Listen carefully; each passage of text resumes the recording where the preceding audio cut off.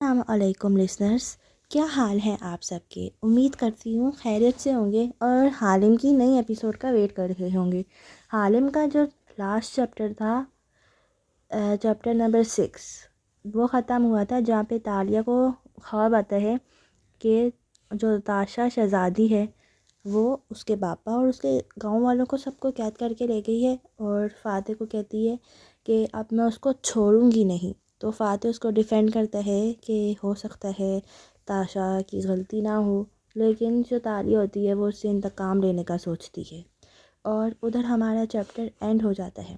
اور اب نیا چیپٹر ہم نے سٹارٹ کرنا ہے، تو سٹارٹ کرنے سے پہلے میں آپ لوگوں سے کہوں گی کہ میرے چینل کو سبسکرائب کر دیں اور بیل آئیکن پریس کر دیں، تاکہ آنے والی جب اگلی ایپیسوڈ میں اپلوڈ کروں تو آپ کے پاس نوٹیفیکیشن چلا جائے۔ تو چلیں پھر سٹارٹ کرتے ہیں۔ حالم، باپ ہفتم یعنی 7، تاشا پس سونا۔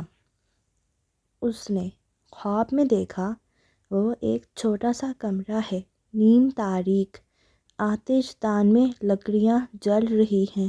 الماری کے سامنے مراد کھڑا ہے، ہاتھ میں ایک بوتل ہے، اندر پانی کی طرح کا بے رنگ مشروب ہے۔ بوتل کے پیندے میں ایک سکہ اور ڈلی بیٹھی ہے۔ وہ الماری کا پٹ کھول کے بوتل اندر رکھ رہا ہے، پھر مڑتا ہے تو ٹٹک جاتا ہے۔ وہ لڑکی چوکھٹ پہ کھڑی ہے، انگلیاں مروڑتی، خوف کے باوجود خود کو سنجیدہ رکھے۔ مراد تیزی سے اس کے قریب آتا ہے، پنجوں کے بل اس کے سامنے بیٹھ کے اس کے دونوں ہاتھ تھام لیتا ہے۔ تالیہ، میں جانتا ہوں تم خوفزدہ اور نہیں تو، وہ پر یقین انداز میں سر کو نفی میں ہلاتی ہے، مگر فضا میں خوف اور پریشانی کی خوشبو رچی بسی ہے۔ اور تم پریشان بھی ہو، اس کو سنے بغیر اس کی آنکھوں میں دیکھ کے کہے جا رہا ہے، مگر برے دن جلد ختم ہو جائیں گے، اچھے دن قریب ہیں۔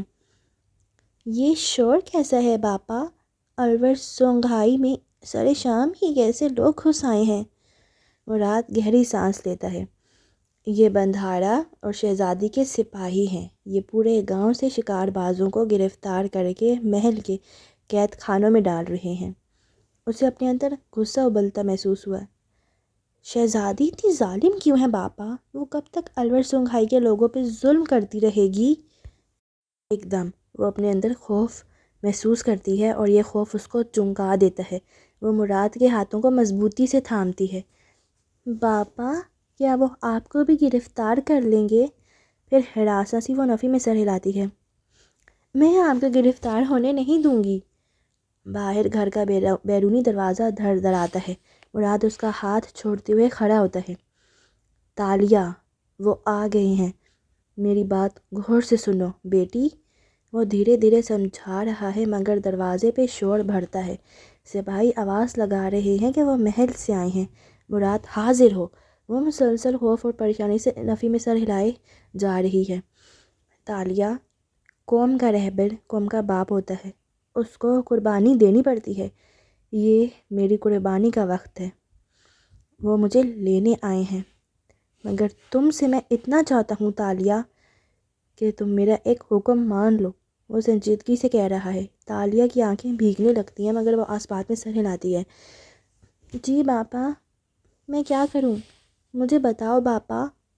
یہ قربانی تمہیں الور سونگھائی کے لوگوں کے لیے دینی ہوگی تالیہ، اور اپنے باپ کی اٹھی گردن اور وقار کے لیے دو گی نا؟ آنسو اس کی آنکھوں سے پھسل رہے تھے۔ خوف اور بے یقینی کی فضا، حراسیت، اور دروازے پہ دستک، زوردار دستک، اور یہیں خواب ٹوٹ گیا تھا۔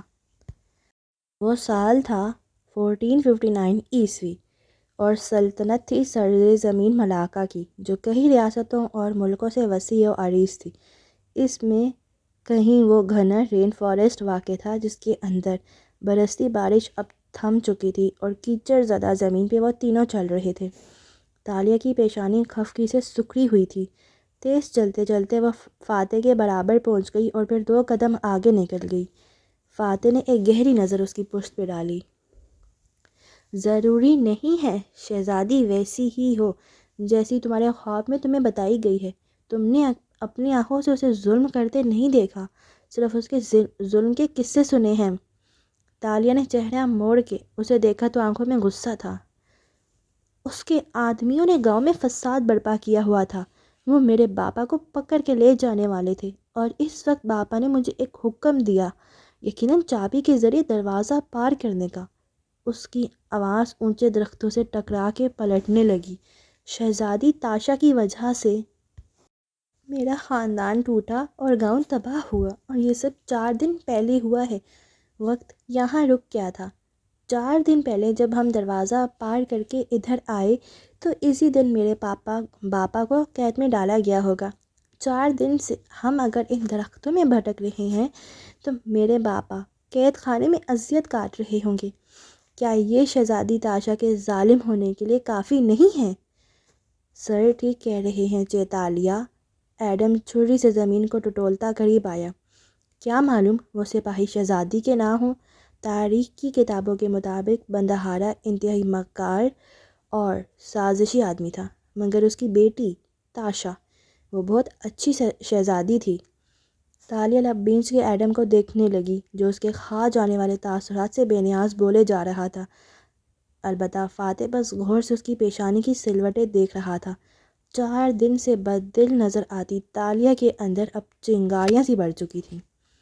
ٹھیک ہے، پرتگالیوں نے تاریخ کی کتابیں جلا دیں، اس لیے ہمیں سلطان مرسل شاہ یا شہزادی تاشا کا ذکر بہت کم ملتا ہے، مگر جتنا ذکر موجود ہے اس کے مطابق وہ ملاقے کی سب سے خوبصورت شہزادی تھی، اتنی سحر انگیز کہ اس کے سامنے چاند سورج شرما جائیں۔ وہ قدیم کتابوں کے الفاظ یاد کر کے دہراتے ہوئے ارد گرد درختوں کو دیکھ رہا تھا۔ وہ جب محل کی 12 دھڑیوں میں چلتی تھی تو ادب سے لوگوں کی گردنیں جھک جاتی تھیں، جب وہ دربار میں آتی تو وزراء، درباری اور غیر ملکی سفیر بے اختیار کھڑے ہو جاتے تھے۔ وہ بولتی تھی تو سلطان دم سادے اس کو سنا کرتا تھا۔ وہ بہت سی زبانیں بول سکتی تھی، تیر اندازی، تلوار زنی، گھوڑ سواری، نیز و بازی، وہ سب جانتی تھی۔ وہ پڑھ لکھ بھی سکتی تھی، رقص اور دوسرے فنون لطیفہ سے بھی واقف تھی۔ چین اور ملاقہ کا کوئی ایسا کھانا نہ تھا جو شہزادی تاشا پکا نہ سکے، کوئی ایسا ٹانکا نہ تھا جس کو وہ کاڑ نہ سکے۔ وہ حرم کی نگران تھی، بندہارا کی سب سے قابل اعتماد مشیر۔ وہ سیاست کے داؤ پیچ سے بھی واقف تھی۔ غرض کیا تھا جو راجا کی بیٹی کو کرنا نہیں آتا تھا، اس لیے اس کو تاشا پسونا کہا جاتا تھا۔ تاشا پسونا؟ تالیہ نے سرخ پڑتے چہرے کے ساتھ آبرو اٹھایا۔ اس اندیکھی عورت کی اتنی تعریف برداشت نہیں ہو رہی تھی۔ پسونا یعنی انچانٹریس، یعنی ساحرہ، جادوگرنی۔ اور یہ ساری باتیں تمہیں کیسے معلوم ہیں ایڈم؟ وہ پھنکاری۔ کیونکہ میں کتابیں پڑھتا ہوں چیتالیہ۔ کیوں، آپ نہیں پڑھتی؟ کچھ زیادہ ہی سادگی سے پوچھا۔ تالیہ کی رنگت اب زرد سے سیاہ پڑنے لگی تھی، دانت کچکچا رہے تھے۔ تمہاری تاریخ کی کتابیں جھوٹی ہو سکتی ہیں مگر میرے خواب نہیں۔ وہ ایک ظالم شہزادی ہے اور بس۔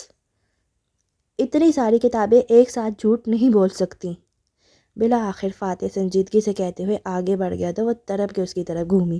ایڈم کہہ رہا تھا تو صرف برا لگا تھا، مگر اس کا انداز تو مانو تالیہ بنت مراد کے اندر آگ لگا گیا۔ میرے خواب جھوٹ نہیں بولتے توانکو، میری زندگی کی تباہی کی ذمہ دار آپ کی تاشا پسونا ہی ہے۔ میں نہیں مان سکتا۔ وہ بے نیازی سے نفی میں سر ہلاتا آگے جا رہا تھا جیسے اسے کسی بات کی پرواہ نہ تھی۔ تالیہ اور اس کے خواب غلط ہو سکتے تھے مگر اس کے ذہن میں بنا تاشا پسونا کا امیج نہیں۔ وان فاتح کو شہزادی تاشا کی طرفداری کا شوق کیوں ہے؟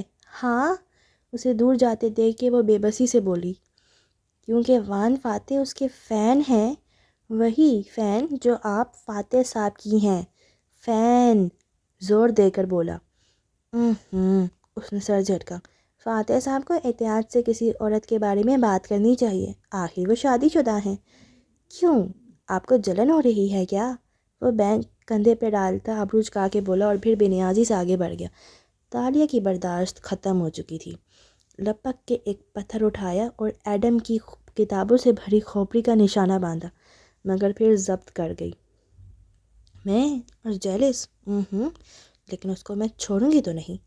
پتھر پڑے پھینک دیا اور ڈنڈے کو زمین پر رکھتی قدم اٹھانے لگی۔ ماتھے پہ سلوٹیں پڑی تھی اور اندر غصہ ہی غصہ ابل رہا تھا۔ شہزادی تاشا کے گناہوں میں ایک اور کا اضافہ ہوا۔ جنگل مزید گھنا ہوتا جا رہا تھا۔ وہ مسلسل گدلی زمین پہ اوپر چڑھ رہے تھے، بار بار پیر پھسلتا اور خود کو سنبھالنا پڑتا۔ ایڈم وقفے وقفے سے گردن کے پیچھے ہاتھ رکھتا، پھر سر جھٹکتا۔ شاید اسے کہیں تکلیف تھی۔ اور پڑھے کتابیں۔ کیٹ برگلر، ایک درخت کی طرف اشارہ کرتے فاتح اسے پکارتے ہوئے رکا۔ وہ سفید گدلی شرٹ کے آستین چڑھائے دونوں ہاتھ کمر پہ رکھے ہوئے تھا، گیلے بال ماتھے پہ جمے تھے اور مٹی والا چہرہ اوپر اٹھائے اونچائی کی سمت دیکھ رہا تھا۔ یوں لگتا تھا وہ برسوں سے اس جنگل میں بھٹک رہا ہو۔ جی توانکو، وہ ڈنڈا نیچے پھینکتے سامنے آئی۔ گالوں پہ مٹی جمی تھی، الجھی چوٹی کندھے پہ گری تھی اور آنکھوں میں ناراضگی تھی۔ اس درخت پہ چڑھو، اوپر آخری شاخ تک، اور وہاں سے دیکھ کے بتاؤ کہ اس جنگل کے پار کیا ہے۔ وہ اوپر دیکھتے ہوئے سنجیدگی سے حکم دے رہا تھا۔ تالیہ نے ہتھیلی سے گال پہ لگی مٹی صاف کی، آستین مزید پیچھے کو چڑھائیں اور تیز قدموں سے درخت کی جانب بڑھی۔ وہ 4 دن کی تھکی اور پست حوصلہ تالیہ نہیں تھی۔ شہزادی تاشا پہ آتا غصہ توانائی دے رہا تھا۔ درخت کانٹوں سے بھرا تھا، سب کچھ اتنا نوکیلا تھا کہ احتیاط سے چڑھنا پڑتا، مگر اس کے لیے یہ آسان تھا۔ ہاتھوں پہ اسے پھٹے کوٹ کا کپڑا لپیٹ لیا اور اوپر چڑھتی گئی، بالکل کسی بلی کی طرح۔ وان، فاتح اور ایڈم گردنیں اٹھائے ہاتھوں سے آنکھوں پہ سایہ کیے اس کو دیکھ رہے تھے، یہاں تک کہ وہ اونچے درخت پہ غائب ہو گئی۔ پھر چند منٹ بعد وہ نیچے اترتی دکھائی دی۔ تو کیا دیکھا تم نے؟ کیا ہے جنگل کے چاروں طرف؟ اوہ گاڈ توانکو، وہ درخت سے اترتے ہی آنکھوں میں حیرت اور خوشی سموئے بولی۔ ہمیں غلط فہمی ہوئی تھی، ہم تو 2016 میں ہی ہیں۔ جنگل کے باہر کوالالمپور ہے، 2 میل کے فاصلے پہ مجھے سینٹرل پارک نظر آ رہا ہے۔ ایڈم کا منہ بے یقینی سے کھلا، خوشی سے لب واہ ہوئے، پھر ذرا ٹھہرا۔ فاتح کو دیکھا جو بالکل سنجیدہ تھا۔ ایڈم کی مسکراہٹ سمٹی، شک سے تالیہ کو دیکھا۔ آپ جھوٹ بول رہی ہیں؟ ظاہر ہے میں جھوٹ بول رہی ہوں۔ کیوں؟ تم چہرے نہیں پڑھ سکتے کیا؟ ناک سکوڑ کے جتا کے بولی اور اس کی طرف سے رخ پھیر لیا۔ ایڈم پہ گویا اوس پڑ گئی۔ تقریباً 1 کلومیٹر کے فاصلے پہ شمال کی طرف یہ رین فارسٹ ختم ہو جاتا ہے، وہ اب سنجیدگی سے فاتح کو بتا رہی تھی۔ اس کے آگے درختوں کا سلسلہ ہے، مگر وہ کسی جنگل کے درخت لگتے ہیں۔ وہاں روشنی ہوگی، غذا ہوگی، جانور ہوں گے، اس کے علاوہ مجھے کوئی آبادی دکھائی نہیں دی، بس درخت ہی درخت ہیں۔ یعنی ہمیں کل صبح ہوتے ہی شمال کی طرف سفر کرنا ہوگا۔ ایک دفعہ ہم جنگل پہنچ جائیں، آگے کوئی راستہ مل ہی جائے گا۔ وہ پر امید لگ رہا تھا۔ رین فارسٹ اور جنگل میں یہ فرق ہوتا ہے کہ جنگل میں درخت ذرا فاصلے پہ ہوتے ہیں، اس لیے آسمان دکھائی دیتا ہے اور سورج کی روشنی زمین تک پہنچ سکتی ہے۔ یوں زمین پہ پودے اور جھاڑیاں خوشی خوشی نشو و نما پاتے ہیں، مگر رین فارسٹ کے درخت اتنے گنجلک ہوتے ہیں اور اوپر جا کے اتنے گھنے ہو جاتے ہیں کہ ان کی کینوپی سی بن جاتی ہے، سبز چھت۔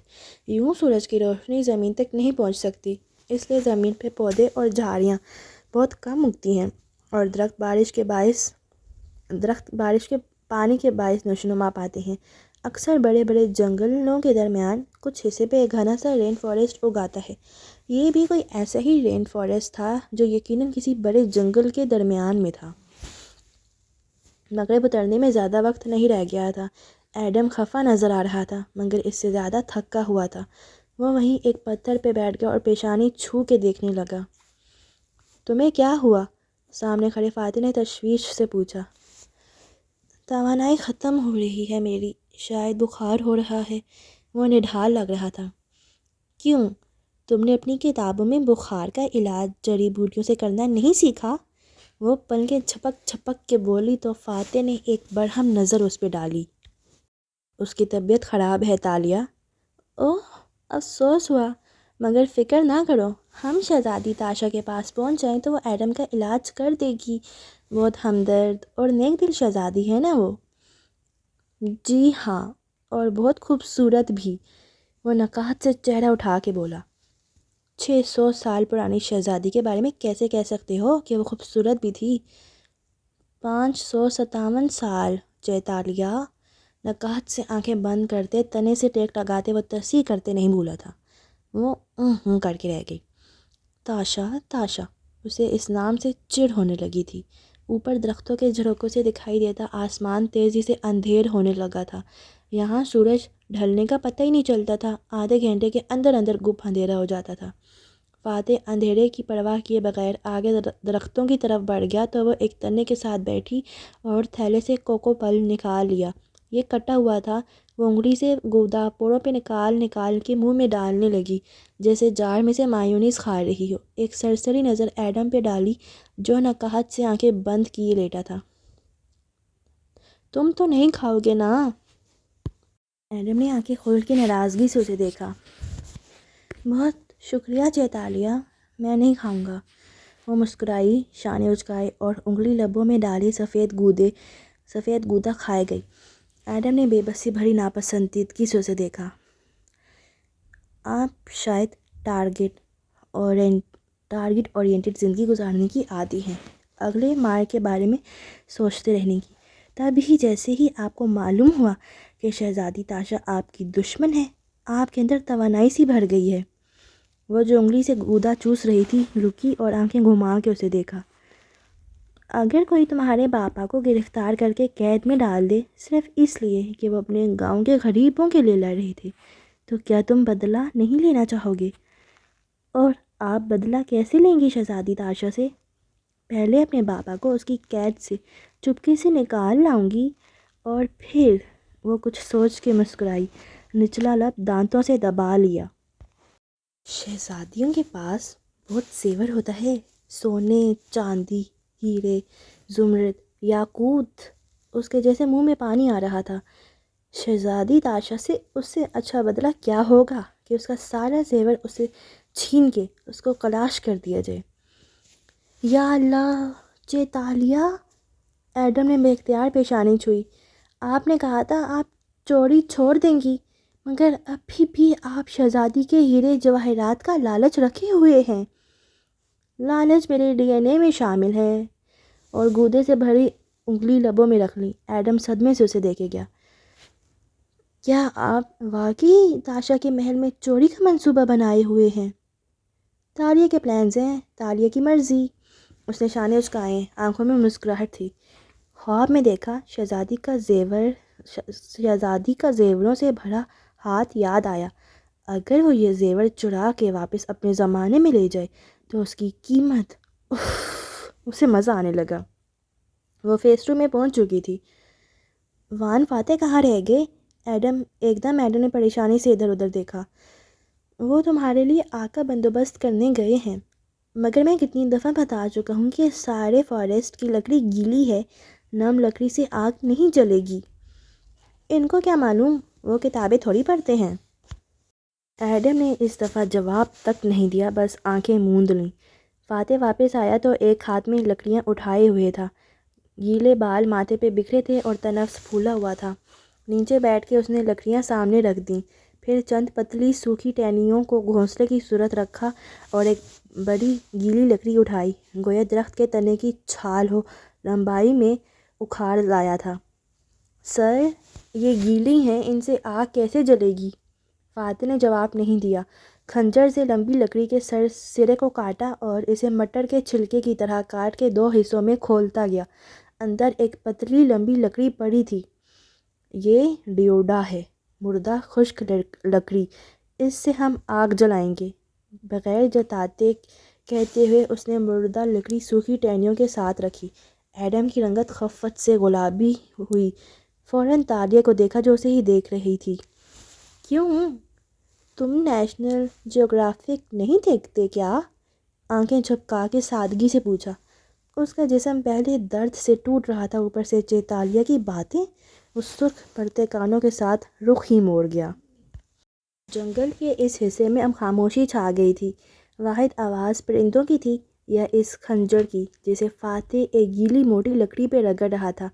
لکڑی کا بورا سا ٹہنیوں کے ڈھیر پہ گرنے لگا۔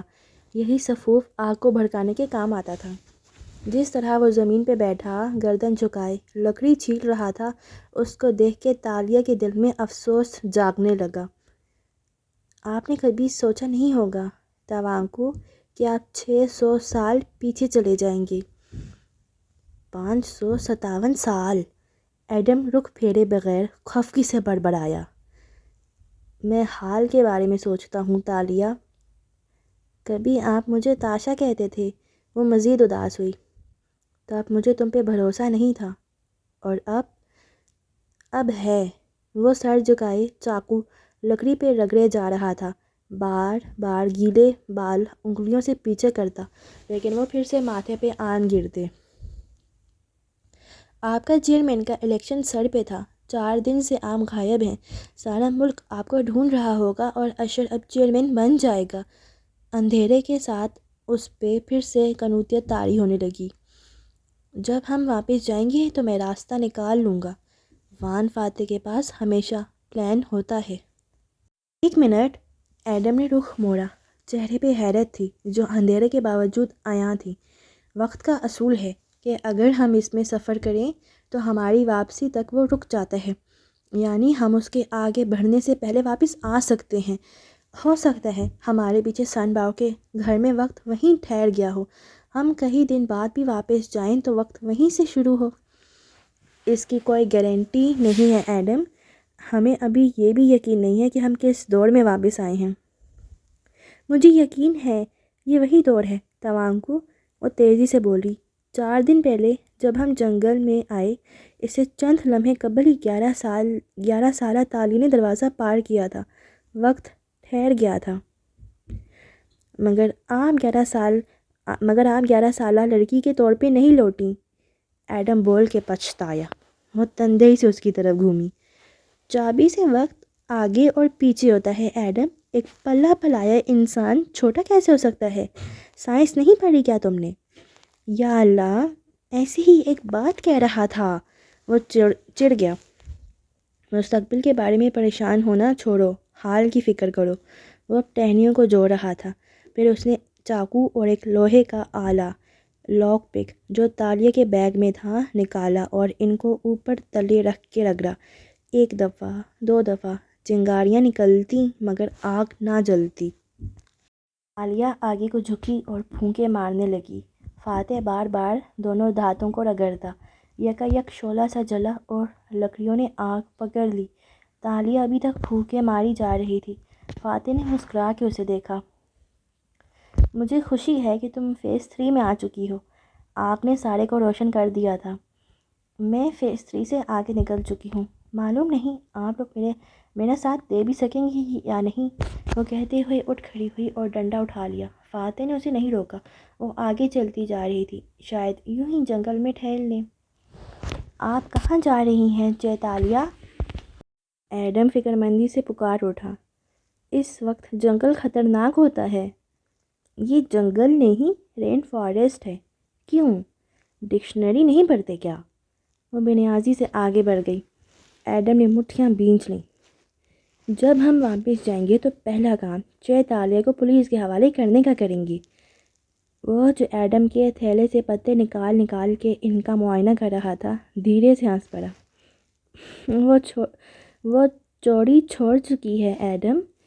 ایڈم نے تڑپ کے چہرہ اس کی طرف موڑا۔ آپ کی اطلاع کے لیے وہ شہزادی تاشا سے بدلے کے طور پر اس کا زیور چرانا چاہتی ہیں۔ وہ اب بھی چوری کا ہی سوچ رہی ہیں سر۔ ہم اس وقت ایک کرائسس میں ہیں ایڈم۔ آگ کے دوسری جانب وہ اکڑوں بیٹھا، گھٹنوں کے گرد بازو لپیٹے سنجیدگی سے اسے دیکھتے ہوئے بولا۔ زندگی کے کچھ کرائسس جنگل کی مانند ہوتے ہیں، اور جنگل میں صرف ایک سمت میں چلا جاتا ہے، ورنہ بھول بھلیاں مار ڈالتی ہیں۔ تالیہ ان سے دور ڈنڈا زمین پہ مارتی چلتی جا رہی تھی۔ مسکراہٹ غائب تھی، وہ اداس لگتی تھی۔ ہر انسان کرائسس میں مختلف طریقے سے رد عمل دیتا ہے۔ بعض دفعہ اپنے برے وقت کو کاٹنے کے لیے اسے لالچ کا سہارا لینا پڑتا ہے۔ وہ ایک درخت تلے جا ٹھہری اور گردن اٹھا کے اوپر دیکھنے لگی۔ انسان کو ایک فینٹیسی چاہیے ہوتی ہے، کچھ ایسا جس کی تکمیل اس کو متحرک رکھے۔ دنیا والوں کے نزدیک وہ فینٹیسی، وہ ناممکن خواب بری چیز ہو سکتا ہے، لیکن جو انسان اس جنگل میں گھرا ہوتا ہے اس کے لیے واحد روشنی وہی فینٹیسی ہوتی ہے۔ اب وہ درخت کے تنے سے سر ٹکائے کھڑی اوپر دیکھ رہی تھی، آنکھیں اداس تھیں، ہاتھ دل پہ رکھا تھا۔ تو اگر کبھی انسان صرف چلتے رہنے کی غرض سے کسی اچھوتی چیز کی خواہش دل میں زندہ رکھے، کوئی خواب، کوئی فینٹیسی جس کا انتظار، جس کے ملنے کی تمنا اسے امید دلائے اور اس کے قدم مثبت سمت اٹھتے رہیں، تو اٹس اوکے، کبھی کبھی خود کو تھوڑی سی رعایت دے دینی چاہیے۔ تالیہ نے آنکھیں موند لیں اور دھیمے سروں میں کوئی گیت سا گنگنانے لگی، اور کرائسس سے نکل آنے کے بعد وہ عجیب خواہشیں خود وہی غائب ہو جاتی ہیں۔ اس لیے عجیب خواہشوں اور خوابوں پہ کبھی نادم نہیں ہونا چاہیے۔ ہم انسان ہیں اور یہ ہماری ضرورت ہے، اس لیے خود کو رعایت دے دیا کرو۔ اب وہ آنکھیں کھولے اوپر درختوں کے سروں کو دیکھتی گنگنا رہی تھی، ہاتھ ابھی تک دل پہ تھا رہی تالیہ۔ تو اگر اسے لگتا ہے کہ بہت سے زیور اسے خوشی دے سکتے ہیں تو اسے اس خیال میں جینے دو۔ اگر یہ خیال اسے جنگل سے باہر لانے میں کامیاب ہو جاتا ہے تو اٹس اوکے۔ مگر وہ مجھے اتنی باتیں سنا رہی ہیں۔ الاؤ کے پار نیم دراز ایڈم خفا ہوا۔ وہ صرف تمہیں تنگ کر رہی ہے۔ مگر کیوں؟ کیا اس کے پاس کرنے کو کچھ اور ہے؟ الاؤ کے پار بیٹھتے فاتح نے آبرو اٹھا کے پوچھا تو وہ چپ ہو گیا۔ ڈنڈے کی آواز آنے لگی تھی، وہ اب واپس آ رہی تھی۔ ایڈم خاموش ہو گیا، سارا جنگل خاموش ہو گیا۔ اب ایک اور رات بہت سے شور اور بہت سی خاموشی میں کٹنی تھی۔ صبح ہوئی تو سورج یوں نکلا گویا کبھی ڈوبا ہی نہیں تھا۔ گرمی بڑھ گئی تھی اور ایڈم کی حالت مزید خراب ہو رہی تھی۔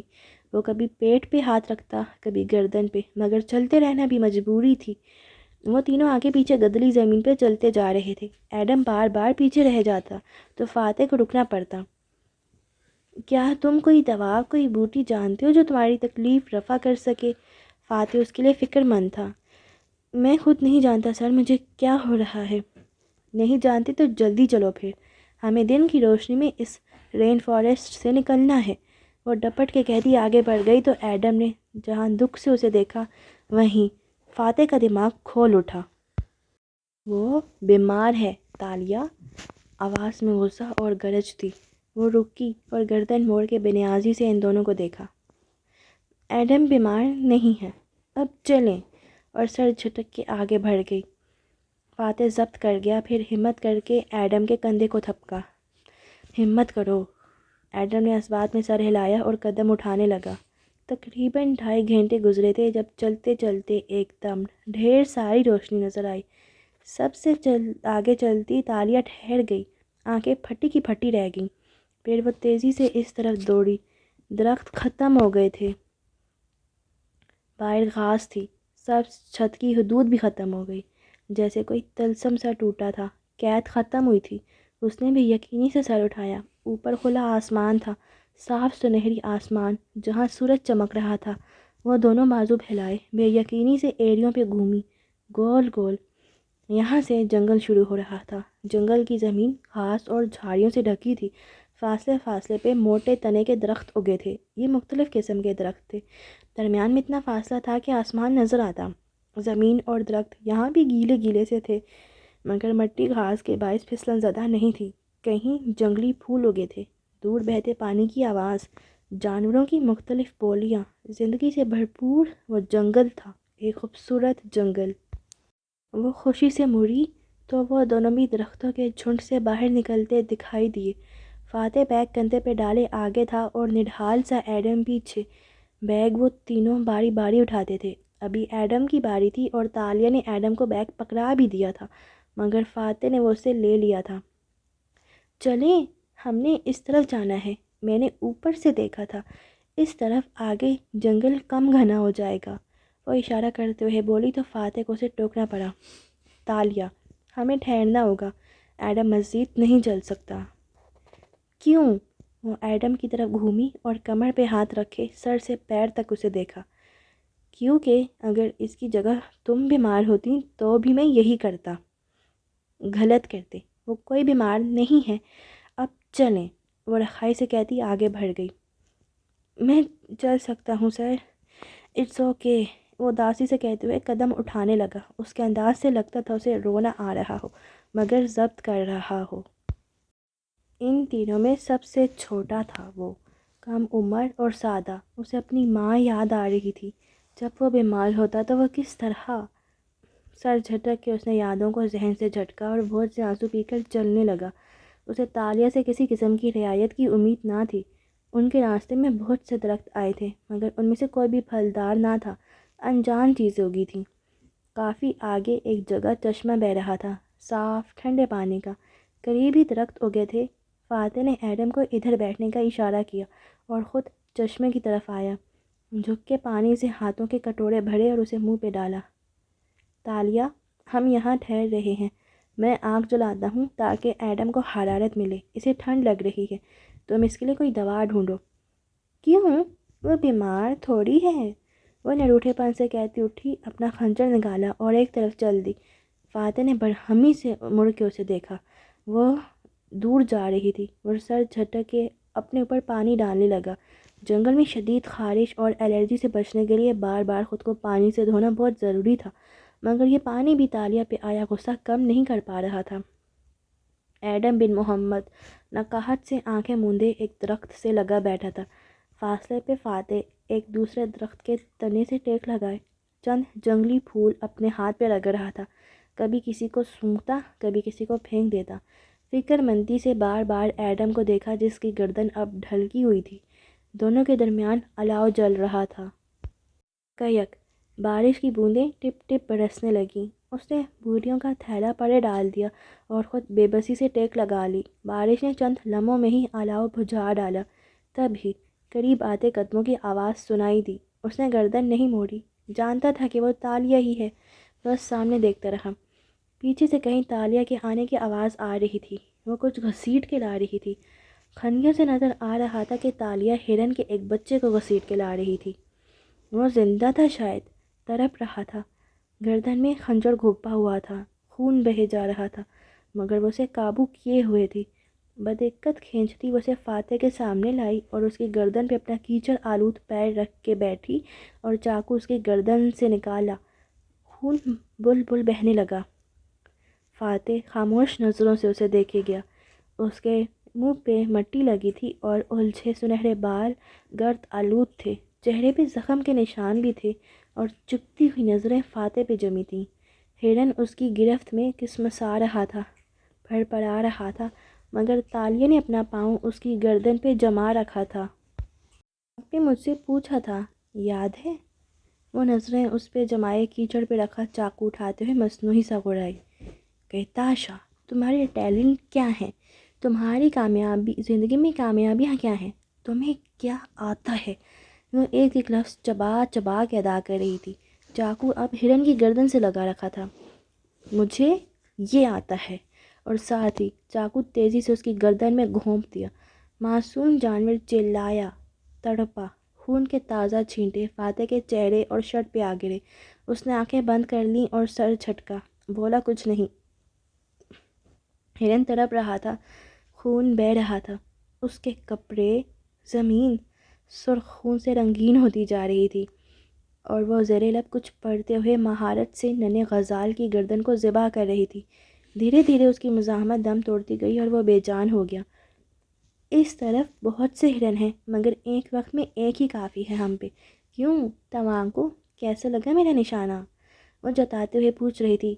ویسے بھی حالم کا نشانہ کبھی خطا نہیں ہوتا، جیسے حالم کے خواب کبھی جھوٹے نہیں ہوتے۔ پھر خنجر چلاتا ہاتھ روکا۔ یہی منظر میں نے خواب میں دیکھا تھا، یعنی میرے خواب علامتی نہیں تھے، وہ ہو بہو حقیقت کا عکس تھے اور میں ان میں علامتیں تلاش کرتی رہی۔ فاتح اسی سنجیدگی سے اسے دیکھ رہا تھا۔ اور جب میں نے تمہیں لینے بھیجا تھا ایڈم کی دوا، مگر ایڈم بیمار نہیں ہے، وہاں بے نیازی سی بے نیازی تھی۔ فاتح کے تو سر پہ لگی تلووں پہ بجھی، ماتھے پہ بل پڑے۔ وہ کچھ سخت کہنے ہی لگا تھا کہ جب میں ملیشیا آئی تھی تو میرا وزن اس سے 25 کلو زیادہ تھا۔ میں نے کہیں ماہ لگا کے وزن گھٹایا اور تب سے وزن کے ساتھ جنگ لڑ رہی ہوں، اور اس دوران میں نے فاقے بھی کیے اور ڈپریشن میں اوور ایٹنگ بھی کی۔ غرض میں ہر طرح کی بھوک سے لڑتی رہی ہوں۔ وہ خون آلود ہاتھوں سے گوشت کے ٹکڑے ہرن کے اندر سے نکال رہی تھی، اتنی مہارت اور صفائی سے کہ وہ رک کے دیکھنے لگا۔ وہ واقعی کسی شکاری کی اولاد تھی۔ پیچھے لیٹا ایڈم بھی سن رہا تھا، گو کہ اس کی آنکھیں بند تھیں۔ مجھے قدرتی جڑی بوٹیوں کا تو علم نہیں، مگر میں کئی سال سے ایک ایسی عورت کے ساتھ ہوں جس کا سب سے بڑا مسئلہ اس کی بھوک ہے۔ ان 7 سالوں میں اس کو 50 قسم کی مختلف پیٹ درد ہو چکے ہیں، جن کے لیے میں اس کے ساتھ ڈاکٹرز کے ساتھ گئی ہوں، اور ہر دفعہ ایک ہی وجہ نکلتی ہے: بھوک، خوراک۔ اس لیے وان فاتح، جب تالیہ کہہ رہی ہو کہ ایڈم بیمار نہیں ہے، تو ایڈم بیمار نہیں ہے، ایڈم صرف بھوکا ہے۔ گوشت کی چند بوٹیاں اس نے ایک پتے پہ رکھی اور اٹھ کے بجھے الاؤ کے قریب آئی۔ آپ سیلیبریٹی ہیں، فٹ رہتے ہیں، مجبوری ہے کہ رہنا پڑتا ہے، آپ کی بھوک آپ کے تابع ہے۔ وہ لکڑیوں پہ بوٹیاں سیخوں کی طرح پرونے لگی۔ میں کیٹ برگلر یعنی چور ہوں، مجھے روشن دانوں اور وینٹ کی سرنگوں میں گھسنا ہوتا ہے، دبلا رہنا میری مجبوری ہے۔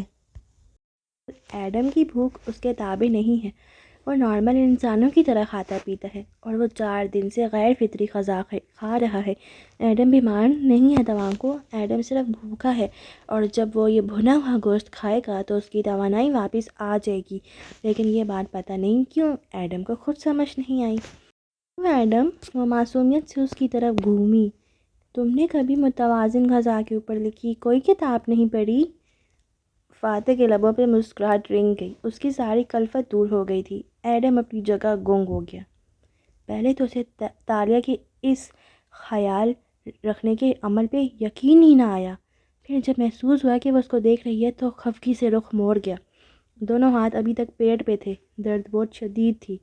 بارش تھمنے کے بعد جب وہ دوبارہ آگ جلائی گئی اور لکڑی کی سیخوں پہ دہکتی گوشت کی بوٹیوں کو آگ نے چھوا تو ان سے مختلف قسم کے رس نکلنے لگے۔ اشتہا انگیز خوشبو سے بوجھل دھوئیں کے مرغوڑے اٹھ اٹھ کے فضا میں گم ہونے لگے۔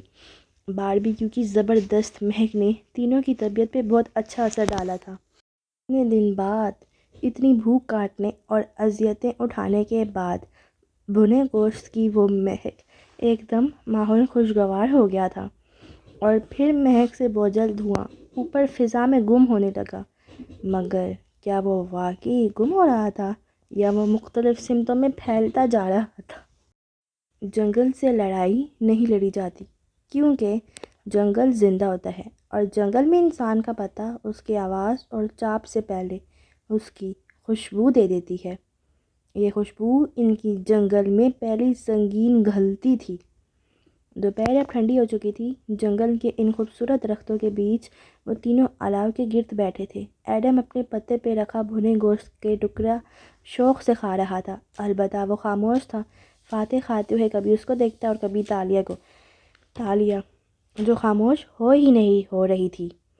جب فوڈ ڈپارٹمنٹ ایڈم بن محمد کے پاس تھا تو ہمیں کیا ملتا تھا کھانے کو توانکو؟ وہ بوٹی توڑتے ہوئے ہاتھ ہلا ہلا کے بول رہی تھی۔ گوشت سخت تھا مگر کھانے لائق تھا۔ مرے ہوئے منحوس گراس ہوپرز، بدمزہ پپیتا، اور تو اور اس نے ہمیں ٹرمائٹس بھی کھلائے، وہ کیڑے، اور ایک دفعہ تو کوئی چھپکلی بھی لے آیا کہ چیتالیہ یہ زہریلی نہیں ہے، یہ آپ کھا سکتی ہیں۔ ایڈم نے بس منتقم خاموش نظروں سے اسے دیکھا۔ وہ فاتح کی طرف متوجہ تھی، اور وہ کراہت امیز جانور جس کا مجھے نام بھی یاد نہیں، وہ کھلایا اس نے ہمیں توانکو، اور وہ موٹا سا کیڑا، کریب، اور کوکا کا پھل۔ فاتح نے دھیرے سے یاد دلایا مگر تالیہ نظر انداز کر گئی۔ اور وہ گندا سا پھول، آختھو، کیا کیا نہیں کھلایا اس نے ہمیں۔ مگر جب فوڈ ڈپارٹمنٹ تالیہ مراد کے ہاتھ میں آیا تو کیا کھانے کو ملا ہمیں؟ اب وہ باری باری دونوں سے رائے مانگ رہی تھی۔ اگر بنا نمک کے باوجود اتنا لذیذ گوشت تالیہ نے بھنا ہوتا تو ایڈم اسے ابھی پھینک دیتا، مگر ضبط کر گیا۔ سر جھکائے کھاتا گیا، توانائی آنے لگی، پیٹ درد انکا ہو رہا تھا۔ تالیہ مراد کی وجہ سے ہمیں یہ غیر غزال ملا کھانے کو، تمانگو یہ لذیذ غزال، سوچیں اگر میں نہ ہوتی تو آپ کا کیا بنتا، وہ لقمے چباتے ہوئے مزے سے کہہ رہی تھی۔ پھر ہاتھ جھاڑ کے اٹھی۔ میں جھرنے پہ ہاتھ دھونے جا رہی ہوں۔ پھر اپنا بیگ اٹھا کے وان فاتح کے قریب سے نکل کے چلی گئی۔ ایڈم نے دانت کچکچا کے اسے جاتے دیکھا۔ ایڈم، وہ تمہارا خیال رکھ رہی ہے، وہ تحمل سے سمجھانے والے انداز میں بولا تو ایڈم نے تڑپ کے اسے دیکھا۔ یہ خیال رکھنا ہے؟ یہ اس کی دوستی ہے۔ پھر نامعلوم دشمنی کیسی ہوگی؟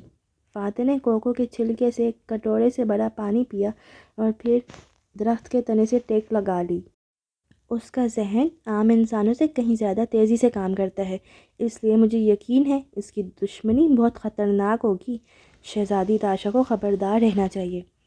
ایڈم نہیں ہنسا، بس پتے پڑے رکھ دیے۔ مجھے ایسی دوستی نہیں چاہیے جس میں ہر وقت اتنی باتیں سننی پڑیں۔ دوستی میں باتیں سننی پڑتی ہیں، دوستی میں ہی تو سننی پڑتی ہیں۔ مگر ایڈم کے ماتھے کے بل صاف نہیں ہوئے۔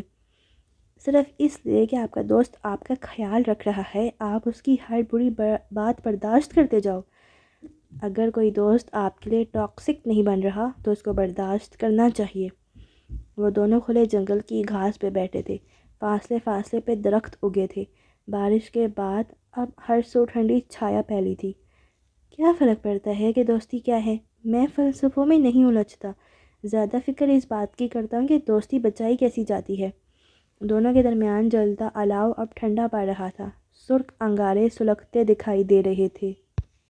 کیا دوستی کو بچانے کی بھی ضرورت ہوتی ہے؟ اس سوال پہ فاتح کے ابرو تعجب سے کٹے ہوئے۔ زندگی میں ہموار زمین کی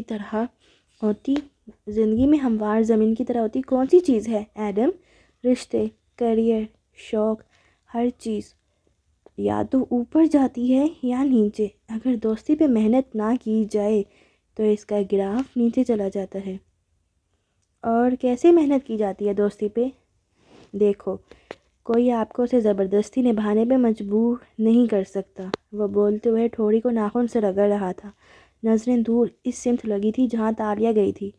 یہ خون کے تعلق سے بے نیاز ہوتی ہے، صرف دل سے کی جاتی ہے، اور وہی لوگ اپنے دوست کے دل سے نہیں اترتے جن میں وہ دو چیزیں ہوتی ہیں جو اللہ تعالیٰ نے قرآن میں بیان فرمائی ہے، بہت سا صبر اور خوش نصیبی۔ ان دو چیزوں کی مدد سے ایک دوست دوسرے کے دل میں آئی عداوت کو اچھی باتوں سے دور کر سکتا ہے۔ یہ صبر انسان کو خود پیدا کرنا ہوتا ہے اور بخت اسے اللہ تعالیٰ عطا کرتا ہے۔ بخت؟ اس نے چنبے سے دہرایا۔ کیا اچھا دوست نصیب سے ملتا ہے؟ بالکل، لیکن آج کل کے بچے تو اپنے دوستوں کی تنقید تک نہیں سہ سکتے۔ ایسے نازک لوگوں کو بخت نہیں لگا کرتے ایڈم۔ اس کے لیے برداشت سے دوستوں کی بری بھلی باتوں پہ منفی رد عمل دینے سے خود کو روکنا ہوتا ہے۔ جو تحمل سے اپنے دوستوں کی خطاؤں کو معاف کرتا ہے اس سے ہی اللہ بخت لگاتا ہے، اور یہ خوش قسمتی اس کو مزید اچھی دوستیاں عطا کرتی ہے۔ یعنی کسی عام دوست کو برداشت کرنے پہ اللہ یا تو اسی کو خاص بنا دے گا یا آپ کو کوئی اور خاص دوست عطا کرے گا۔ میں نے تو ایسے ہی ہوتے دیکھا ہے۔ لوگوں کی فطرت سمجھ کے ان کو ڈیل کرو گے تو دل زیادہ نہیں دکھے گا۔ مجھے دیکھو، ہزاروں کارکنوں سے سب کی عادات اور طبیعت کے مطابق ہر روز ڈیل کرتا ہوں، اور وہ ٹھہرا کرتا تھا۔ الفاظ تھے کہ کیا سارے جنگل میں ایک اداس سی خاموشی چھا گئی، کربناک سا سکوت۔ دونوں کے پاس کچھ کہنے کو نہیں رہا تھا۔ ان سے دور ایک طرف تالیہ چلتی جا رہی تھی، پھر ایک جگہ درختوں کی اوٹ میں وہ ٹھہری اور احتیاط سے پیچھے دیکھا۔ آنکھوں میں شرارت تھی۔ ست شکر کہ فاتح یا ایڈم میں سے کوئی اس کا تعاقب نہیں کر رہا تھا۔ گڈ۔ اس نے جیب میں ہاتھ ڈالا اور ایک بٹوا نکالا، خان فاتح کا بٹوا، جو ابھی اس کے قریب سے گزرتے ہوئے تالی نے اچک لیا تھا۔ اس کے ہاتھ کی صفائی کمال تھی۔ میں بھی تو دیکھوں، ہر رات سونے سے پہلے اپنے بٹوے سے کیا نکال کے دیکھتے ہیں فاتح صاحب۔ نچلا لب شرارت سے دبائے اس نے بٹوے کو کھولا۔ اندر رقم تھی جو کافی نم تھی، credit card, ID card, Ariana کی تصویر، اور تصویر کے پیچھے کچھ پھولا ہوا۔ اس نے 2 انگلیاں کھانے میں گھسا کے وہ شہ باہر نکالی جو تصویر کے پیچھے چھپی تھی۔ پلاسٹک کا ننھا سا زپ لاک بیگ، بالکل آدھی انگلی کے جتنا، ایئر ٹائٹ۔ تالیہ چمبے سے اس کو آنکھوں کے سامنے لائی۔ شفاف پلاسٹک کے اندر پاپ کارن کے چند ٹوٹے پھوٹے ٹکڑے تھے۔ اس کے ابرو حیرت سے کٹے ہوئے۔ وان فاتح جیسا بڑی عمر کا پریکٹیکل آدمی، سیاست دان، پورے ملک کی حکمرانی کے قریب ہونے والا شخص، وہ پلاسٹک بیگ میں یہ پاپ کارن کے ٹکڑے کیوں رکھے گا؟ ٹکڑے پرانے لگتے تھے، بہت پرانے، یہ غلطی سے اندر نہیں آن گرے تھے، بالخصوص محفوظ کیے گئے تھے۔ وہ سوچ میں گم، بٹوا جیب میں ڈالتی مڑی تھی کہ نظروں کے سامنے جھماکا سا ہوا۔ کیا خواب دیکھا تھا اس نے بھلا، جو پہلی دفعہ وہ وان فاتح سے مل کے تنگو کامل کے گھر سے لوٹی تھی؟ چونکہ تالیہ نے اطراف کے درختوں کو دیکھا، یہی درخت تھے وہ، یہی قتلی زمین۔ وہ ایڈم اور فاتح سے دور آئی تھی اور اس کے گردن میں پھندا آ پڑا تھا۔ ایسے ہی کچھ تھا اس کے خواب میں۔ پہلی دفعہ اسے احساس ہوا کہ وہ جنگل میں اکیلی نہیں تھے۔ وہ تیزی سے واپس بھاگی، دل زور زور سے دھڑک رہا تھا، سانس پھولنے لگا تھا۔ پیچھے جنگل کے اس حصے میں ویسا ہی سکون تھا۔ فاتح درخت سے ٹیک لگائے آنکھیں موندے ہوئے تھا اور ایڈم سستی سے سر تلے بازوؤں کا تکیہ بنائے گھاس پہ لیٹا تھا۔ جب ان دونوں نے قریب آتے قدموں کی آواز سنی، کیا معلوم کہ تالیہ اس دفعہ کوئی شیر شکار کر لائی ہوں، ایڈم جل کے بولا تھا۔ فاتح ہلکا سا ہنس دیا اور آنکھیں کھول کے گردن گھمائی۔ درختوں کے پار سے قدم نزدیک آتے سنائی دے رہے تھے، ٹہنیاں ہٹاتے ہاتھ، پیچھے سے نکلتے سراپے، 2 سے زیادہ قدم، مردانہ قدم۔ فاتح کی مسکراہٹ غائب ہوئی، خطرے کی گھنٹی بجی۔ ایڈم! وہ تیزی سے اٹھا، مگر تب تک دیر ہو چکی تھی، آنے والے ان کے سروں پہ پہنچ چکے تھے۔ وہ 3 آدمی تھے، لمبے بال، سانولی رنگت، ماتھے پہ پٹی اور پاجامے کے اوپر بنا آستین کے قمیض پہنے، ایک سے ہولیے اور ہاتھوں میں خمدار چمکتی تلواریں۔ ان دونوں کو دائرے کی صورت گھیرا اور تلواریں ان کی طرف تان لیں۔ فاتح نے احتیاط سے ان کو دیکھتے ہاتھ آہستہ آہستہ اوپر اٹھا دیے۔ ایڈم بھی تیزی سے سیدھا ہوا اور ہاتھ جیب تک کیا جس میں پستول تھا۔ ایڈم، کوئی بے وقوفی مت کرنا، یہ ہمارے جیسے لوگ نہیں ہیں، اس نے دبی آواز میں انگریزی میں گھڑکا۔ ایڈم نے ہاتھ کھینچ لیا۔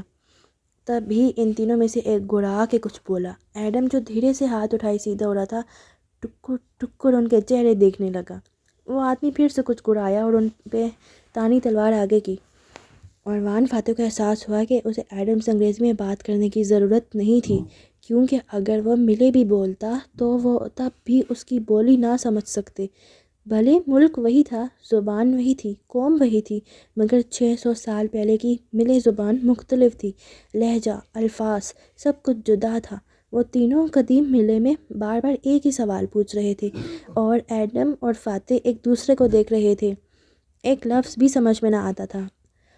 ہم مسافر ہیں، راستہ بھٹک گئے ہیں۔ فاتح نے ہاتھ فضا میں بلند کیے کہنے کی کوشش کی۔ ان کا سرغنہ، جس کے چہرے پہ زخم کا کوس نما نشان تھا، ناسمجھی سے اسے دیکھنے لگا، پھر دوبارہ اپنی بات دہرائی جیسے اب غصے میں آ رہا ہو۔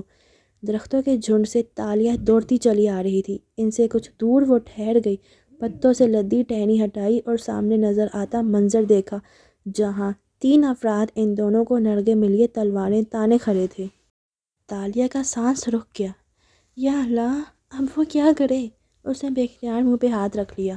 سرغنہ اب چلا کے اپنی بات دہرا رہا تھا۔ تم کون ہو؟ اس جنگل میں کیا کر رہے ہو؟ کیا تم اپنے مالک سے بھاگے ہوئے ہو؟ جواب دو۔ فاتح نے بے بسی سے ایڈم کو دیکھ کے کندھے اچکائے جیسے کچھ سمجھ نہ پا رہا ہو وہ آدمی کیا پوچھ رہا ہے۔ درخت کی اور سے دیکھتی تالیہ کے ابرو اکٹھے ہوئے۔ وہ اس زبان سے واقف تھی، وہ لہجہ، وہ الفاظ، یہی اس کے پاپا بولتے تھے ان خوابوں میں۔ وہ ان کو بنا کسی دقت کے سمجھ سکتی تھی۔ تو یہ تھا وہ عجیب پن جو خوابوں میں تھا، صرف زمانہ نہیں، وہ زبان کا فرق تھا جو بتاتا تھا کہ کچھ غلط ہے۔ وہ تینوں آپس میں کچھ کہہ رہے تھے، یہاں تک آواز نہیں آ رہی تھی۔ فاتح نے دفتن ہاتھ دھیرے سے گراتے ہوئے مصلحتی انداز میں بات کرنے کی کوشش کی۔ میں یہاں جنگل میں راستہ ڈھونڈنے، مگر سرغنہ نے تیزی سے تلوار اس پہ تان لی تو اس نے اوکے ریلیکس کہتے ہوئے ہاتھ دوبارہ اٹھا دیے۔ ان جنگلیوں کا کیا بھروسہ، وہ تلوار چلا ہی دیتے۔ تالیہ نے جیب سے خنجر نکالا اور ایک آنکھ بند کے تاک کے نشانہ باندھا، سرغنہ کے کندھے کا نشانہ، پھر مہارت سے خنجر والا ہاتھ فضا میں بلند کیا اور کسی نے پوری قوت سے اس کے سر کی پشت پہ ضرب ماری تھی۔ اس کا ہاتھ فضا میں ہی رہ گیا، خنجر پھسل کے نیچے جا گرا اور اسے اپنا وجود کسی ٹہنی کی طرح زمین میں گرتا محسوس ہوا۔ اندر اندھیرا، گپ اندھیرا۔ وہ آنکھیں کھولنے کی کوشش کر رہی تھی مگر درد کی شدت سے وہ کھل کے نہیں دے رہی تھی۔ سر کسی لکڑی سے ٹکا رکھا تھا اور جسم ہوا میں جھول رہا تھا، گویا وہ کسی چلتی چیز پہ سوار ہو اور سواری تیزی سے راستے پہ آگے بڑھ رہی ہو اور اس کا جسم ساتھ ساتھ ہل رہا ہو۔ ہلکے ہلکے جھٹکے۔ اس نے آنکھیں بدقت کھولی، ذرا سی جھڑی سے روشنی نظر آئی تو وہ بوجھ سے واپس گر گئی۔ سخت نیند میں پلکیں اٹھانا بہت مشقت کام لگ رہا تھا مگر کانوں میں آتی آواز نے اس کو جگا دیا۔ 11 سالہ تالیہ نے آنکھیں کھولیں تو کمرے میں گپ اندھیرا تھا۔ اس نے ادھر ادھر دیکھا۔ یتیم خانے کے اس کمرے میں 2 بینکر رکھے تھے جن میں اوپر تلے 4 بستر تھے۔ باقی 3 لڑکیاں اپنے اپنے بستروں میں سو رہی تھیں، صرف اوپری بینکر پہ تالیہ لیٹی تھی جو آواز سے جاگ گئی تھی۔ کمرے کا دروازہ آدھ کھلا تھا، باہر راہداری سے روشنی آ رہی تھی۔ تالیہ نے لیٹے لیٹے گردن دروازے کی سمت موڑی۔ وہاں 2 ہیولے سے کھڑے تھے، 2 عورتیں جو دھیمی آواز میں بات کر رہی تھیں۔ اس کا دماغ اس زبان کو سمجھ نہیں پا رہا تھا جو وہ بول رہی تھیں۔ کیا وہ اپنے نام کے علاوہ کچھ نہیں بتاتی ماریا؟ ایک نے دوسرے سے پوچھا۔ تالیہ خاموشی سے لیٹی، وہ انجان زبان سنے گئی۔ اس نے صرف اپنا نام بتایا اور پھر اس نے چند باتیں کی، مجھے کچھ سمجھ نہیں آیا سوائے چند الفاظ کے۔ وہ عجیب لہجے میں بولتی ہے، شاید کوئی علاقائی زبان۔ تمہیں کیا سمجھ آیا؟ میرا گاؤں کے لوگ مر جائیں گے، باپا کا ذکر، مدد، مجھے خالی جگہیں خود پر کرنی پڑیں۔ اور دوبارہ وہ کچھ نہیں بولی؟ نہیں، ایسا لگتا ہے وہ سب کچھ بھول گئی ہے، ماری اداسی سے کہہ رہی تھی۔ پولیس نے بھی کوئی سراغ نہیں لگایا؟ بچی کی تصاویر ٹی وی تک پہ دی ہیں، اخباروں میں بھی لگوائی ہیں مگر ایسا لگتا ہے وہ آسمان سے گری ہے یا زمین سے اگی ہے، کیونکہ اسے لینے کوئی نہیں آیا، نہ ہی کوئی اسے جانتا ہے۔ نیم اندھیرے میں کھڑے دونوں ہیولے باتیں کر رہے تھے اور اوپر بینکر پہ کروٹ کے بل لیٹی لڑکی سن رہی تھی مگر ان کی بات سمجھ نہیں پا رہی تھی۔ وہ کھاتی پیتی ٹھیک ہے؟ ہاں، وہ کھانا پینا تو نہیں بھولی، اپنے کام بھی خود کرتی ہے، سمجھدار ہے، بس باقی باتیں بھول گئی ہے۔ کل جب میں کھانے کی میز کے ساتھ سے گزری تو میں نے دیکھا ماریا وہ اپنی کلائی کو بار بار چھو کے دیکھ رہی تھی، جیسے کوئی لڑکی اپنے کڑے کو مس کرتی ہے۔ ایسے ہی کچھ دیکھ رہی ہوگی، آپ زیادہ سیریس نہ لیں، مسز ماریا جلدی سے بولی۔ کھڑے کھڑے انہوں نے پہلو بدلا۔ کوئی چوڑی کڑا وغیرہ تو نہیں پہن رکھا تھا اس نے جب وہ یہاں آئی تھی؟ مجھے لگتا ہے اسے صرف یہی بات یاد ہے کہ اس کی کلائی میں کچھ تھا، دوسری عورت سوچتے ہوئے کہہ رہی تھی مگر مسز ماریا اس کو کوہنی سے تھام کے آگے لے جانے لگی۔ آپ تالیہ کی فکر نہ کریں، وہ میری ذمہ داری ہے، میں اسے کسی اچھے ڈاکٹر کو دکھاؤں گی اور انشاءاللہ اس کی یادداشت واپس آ جائے گی۔ جاتے جاتے مسز ماریا نے دروازے کو بند کر دیا۔ چوکھٹ سے آن لگا تو روشنی کا راستہ رک گیا، کمرے میں اندھیرا چھا گیا اور اس گپ اندھیرے میں وہ آنکھیں پوری کھولے اندھیر پڑی دیوار کو تکنے لگی۔ تالیہ نے دوبارہ آنکھیں کھولنے کی کوشش کی، پلکیں جدا ہوئیں تو روشنی سی امڑ آئی، نقاہت سے اس نے پلکیں اٹھائیں۔ منظر دھندلا تھا، سبزہ ساتھ ساتھ چل رہا تھا، یا وہ کسی سواری پہ تھی جو چلتی جا رہی تھی؟ کوئی آواز سنائی نہ دیتی تھی سوائے گھوڑوں کے ٹاپوں کے، تیز آواز، پتھریلی زمین پہ سر پٹ دوڑنے کی آواز۔ بوجھ بڑھ گیا تو اس نے پلکیں واپس گرا دیں، پھر سے ساری دنیا اندھیر ہونے لگی تھی۔ وہ گلاب سیاہی مائل سرخ تھے، اتنا گہرا سرخ رنگ کہ ان پہ سیاہ رنگ کا گمان ہوتا تھا۔ کھڑکی میں ان گلابوں پہ بڑا سا گلدستہ رکھا تھا، کرسی پہ بیٹھی وہ پھولے گالوں والی قدرے موٹی بچی ان پھولوں کو تکے جا رہی تھی۔ ساتھ والی کرسی پہ مسز ماریا بیٹھی تھی جو میز کے اس پار براجمان ڈاکٹر کی طرف متوجہ تھی۔ وہ چھوٹے بالوں اور چشمے والی سانولی سی خاتون تھی جن کے چہرے پہ تالیہ کے لیے خالص فکرمندی تھی۔ میں نے ساری رپورٹس بھی دیکھی ہیں اور تالیہ کا بذات خود معائنہ بھی کیا ہے، ڈاکٹر سنجیدگی سے کہہ رہی تھی۔ تالیہ ان کے آفس کی ہر شے سے بے نیاز صرف ان پھولوں کو دیکھ رہی تھی۔ تانیہ جسمانی لحاظ سے بالکل فٹ ہے، اس کی عمر 11-12 سال سے زیادہ نہیں ہوگی، مگر قد کاٹ میں یہ عمر سے بڑی لگتی ہے، یا مضبوط ہیں، اور میرا خیال ہے کہ یہ خالص اور متوازن غذا پہ بڑھی ہوئی ہے، مگر یہ ہمیں بہت بڑے حال میں ملی تھی، جیسے کسی غریب گھرانے کی افلاس کے ماری لڑکی ہو سکتا ہے کہ اس کا گھرانہ غریب ہی ہو، مگر شاید کسی ایسی جگہ رہتی ہو جہاں اچھے کھانے کو ملتا ہو، جیسے کوئی گاؤں وغیرہ، وہ ہاتھوں سے کھاتی ہے مگر نفاست سے، یعنی خاندانی، اور اس کی تربیت اچھی ہوئی ہے۔ ڈاکٹر صاحبہ ایک ایک بات پہ زور دے رہی تھی، مگر اس کی یادداشت، مسز ماریا کی سوئی وہیں اٹکی تھی، کسی ذہنی صدمے کے باعث اس کی یادداشت چلی گئی ہے، یہ درست ہے، مگر بظاہر سے کوئی چوٹ نہیں لگی، گردن پہ جلنے کا نشان ہے، مگر میرا نہیں خیال اس کا تعلق اس کی یادداشت کھونے سے ہے، میں نے اسے بات کر کے دیکھی ہے، اس کے چند الفاظ سمجھ میں آتے ہیں، شاید دور کسی گاؤں کی علاقائی زبان بولتی ہے جس سے ہم واقف نہیں، مگر چند الفاظ ملے کے ہی ہیں۔ اس کی یادداشت کھو گئی ہے تو وہ اپنی زبان کیوں نہیں بھولی؟ خیر، کچھ علوم زبانیں یہ سب پروسیجرل میموری میں سٹور ہوتے ہیں، اور یادیں ذہن کے دوسرے خانوں میں بنتی ہیں۔ بہت سے کیسز میں لوگ اپنی عادتیں نہیں بھولتے، وہ پیانو بجا لیتے ہیں، مختلف زبانیں بول لیتے ہیں، کھانا پینا نہیں بھولتے، ان کو بہت کچھ کرنا آتا ہے، بس ان کو یہ یاد نہیں ہوتا کہ ان کو کیا کیا کرنا آتا ہے۔ ایک ترہم بھری نظر انہوں نے تالیہ پہ ڈالی جو ابھی تک پھولوں کو دیکھ رہی تھی، گردن ترچھی تھی اور لمبے سیاہ بال چہرے کے اطراف میں گر رہے تھے۔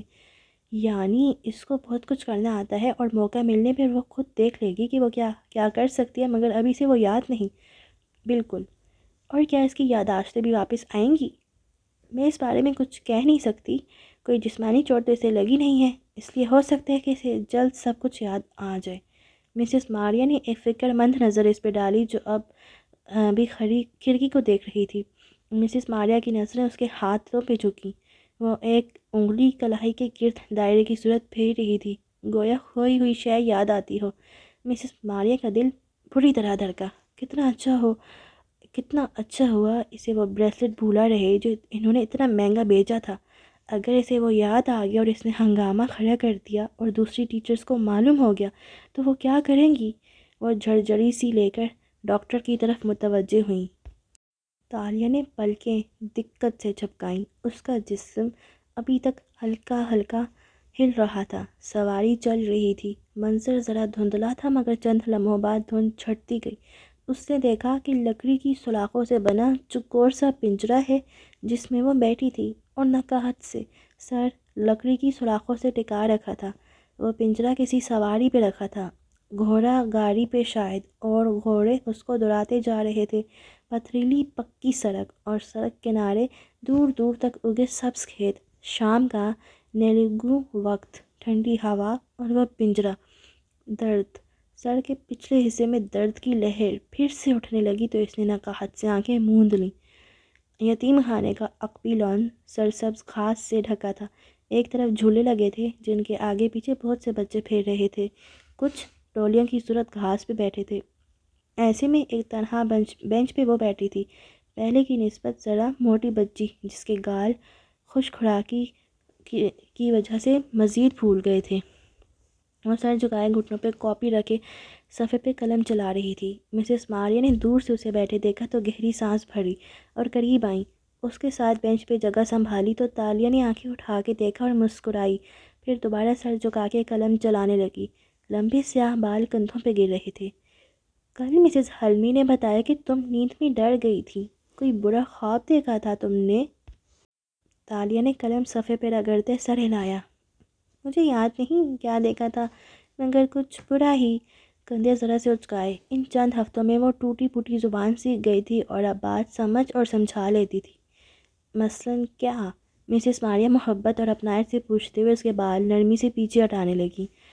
اندھیرا سا تھا، اور میں کسی سے کہہ رہی تھی کہ شہزادی ظالم ہے، وہ گاؤں کو تباہ کر رہی ہے۔ وہ خاکے میں سیاہ رنگ بھرتے سادگی سے بولی۔ کون سی شہزادی؟ یہ تو مجھے نہیں معلوم، پھر سے شانے اچکا دیے۔ تم بہت کھانے لگی ہو تالیہ، اس لیے معدہ ڈسٹرب ہو جائے تو برے خواب آتے ہیں۔ اچھا دکھاؤ، کیا بنایا ہے تم نے؟ انہوں نے بات بدلتے ہوئے نرمی سے کاغذ لینا چاہا تو اس نے مسکرا کے کاغذ خود ہی آگے بڑھا دیا۔ مسز ماریا نے کاغذ چہرے کے سامنے لا کر دیکھا۔ اچھا ہے، لیکن تو بس ایک ہی چیز کیوں بناتی ہو؟ جزیرے کے اوپر پہاڑی، چاروں طرف سمندر اور پہاڑی کی چوٹی پہ محل۔ بچی نے دونوں ہتھیلیوں کے پیالے میں چہرہ گرا دیا اور شانے اچکا دیے۔ انہوں نے کاغذ سے نظر ہٹا کے اسے دیکھا۔ کیا تمہارا دل چاہتا ہے کہ تم ایسے محل میں رہو؟ تالیہ کی موٹی موٹی سیاہ آنکھیں چمکی مگر گال سرخ ہوئے۔ قدرے خجالت، قدرے جوش سے اس نے سر ہلایا۔ مسز ماریا نے مسکرا کے اسے کاغذ واپس کر دیا۔ وہ جب آفس آئیں تو ٹٹک کے رکیں۔ وہاں ایک درمیانی عمر کا آدمی بیٹھا بے چینی سے پہلو بدل رہا تھا۔ ماریا کی رنگت بدلی، جلدی سے دروازہ بھیڑا اور اندر آئیں۔ تم یہاں کیا کر رہے ہو؟ اس آدمی نے مسز ماریا کو دیکھتے ہی آبرو غصے سے بھینچ لیے۔ وہ سنار میری جان لے لے گا ماریا، آہستہ بولو کوئی سن لے گا۔ اور اس طرح سے کہتے ہوئے سامنے بیٹھی نوارت پہ جمی آنکھوں پہ پریشانی تھی۔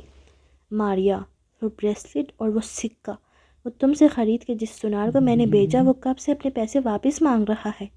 مگر کیوں؟ کیونکہ وہ دونوں چیزیں پگھل کے ہی نہیں دی رہی۔ وہ کوئی ملعون زیور ہے، جب سے اس نے خریدا ہے اس پہ آفتیں آ رہی ہیں۔ وہ بہت پریشان ہے۔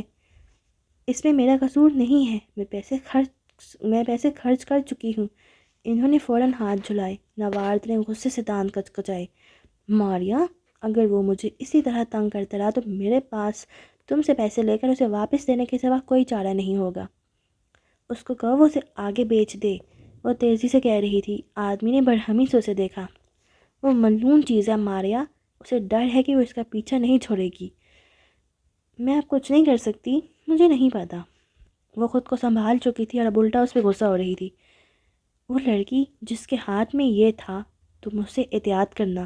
کیا معلوم وہ کسی سحر کے زیر سایہ ہو۔ ملعون سحر زدہ، وہ اسے متنبہ کرنا نہیں بھولا تھا۔ ان سے دور باہر بینچ پہ بیٹھی تالیہ اب ایک نئے کوڑے کاغذ پہ خاکہ بنا رہی تھی۔ ایک مختلف جزیرہ، ایک مختلف محل۔ یہ ستونوں والا تھا اور زیادہ خوبصورت تھا۔ تالیہ، مدھم سی آواز اس کی سماعت سے ٹکرائی، اندھیرے میں جیسے کوئی دھیمی سی سرگوشی ہو جو نیند کے سحر کو توڑ دے۔ تکلیف کے باوجود اس نے بدقت آنکھیں کھولی۔ دھندلا سا منظر دکھائی دیا۔ پنجرے میں اس کے سامنے کوئی بیٹھا تھا، ہیولا سا، قریب، اس کی طرف فکر مندی سے جھکا ہوا۔ تالیہ، اس نے پلکیں جھپکائیں۔ تصویر واضح ہوئی۔ وہ کوئی مرد تھا، شکل ابھی تک دھندلی تھی، گدلی، سفید شرٹ، ماتھے پہ آگے کو گرے بال، چھوٹی آنکھیں اور آنکھوں میں فکر مندی۔ تم ٹھیک ہو تالیہ؟ تشویش میں ڈوبی آواز۔ اس نے یاد کرنے کی کوشش کی کہ یہ کس کی آواز تھی۔ شناسا، بہت شناسا۔ اور گائز، آج کے ایپیسوڈ کو ہم ادھر اینڈ کرتے ہیں۔ ملتے ہیں کل ایک نئے ایپیسوڈ کے ساتھ۔ مجھے دیں اجازت اور اپنا بہت سارا خیال رکھے گا، اور جاتے جاتے میری ویڈیو کو لائک اینڈ کمنٹس کرنا نہ بھولیے گا، اور میرے چینل کو بھی سبسکرائب کر دیں تاکہ آنے والی ایپیسوڈ کا نوٹیفیکیشن آپ تک پہنچ جائے۔ Okay, bye bye.